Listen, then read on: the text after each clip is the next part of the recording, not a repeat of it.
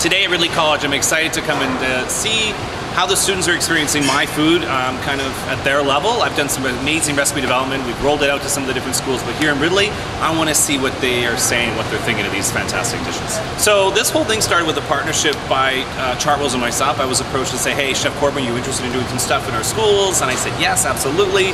Love to do some recipe development for you under the condition of the fact that I want the students to be part of it. So we did some sessions with some of the students to say, what do you like, what don't you like, what's working, what's not.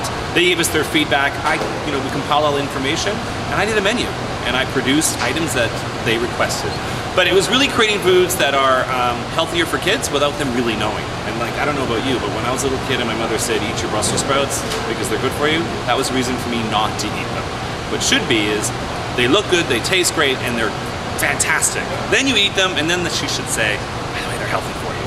So it's about rolling out some fantastic new menu items to kids in school so they don't gravitate to places like quick service restaurants and put foods or items into the bodies that's not good for them. So this morning I met some of the students in one of the theaters or the auditoriums next door, which was fantastic. It gave me an opportunity to kind of meet some of the students, but more importantly introduce them to who I am and what I'm going to do today, but more importantly really speak to what this partnership is about.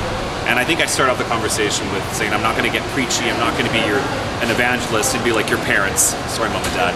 But really it's just about me as a chef connecting to all of you through food and really creating an ultimate memorable experience based around foods. If there's one thing that I want any of the students to remember from today's visit is I just want them to pay attention to what they're eating. You know, it's quality and quantity, but more importantly, where's your food coming from? And don't eat foods that are processed or coming out of a box.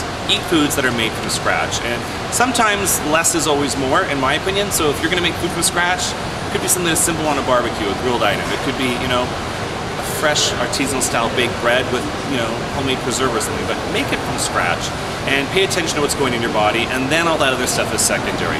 Fresh, seasonal, local type ingredients, it's all good for you, and just, instead of gravitating to something that's loaded with unnecessary amounts of sugar, fats and oils, that type of thing, pay attention to what you're eating, and it's pretty easy.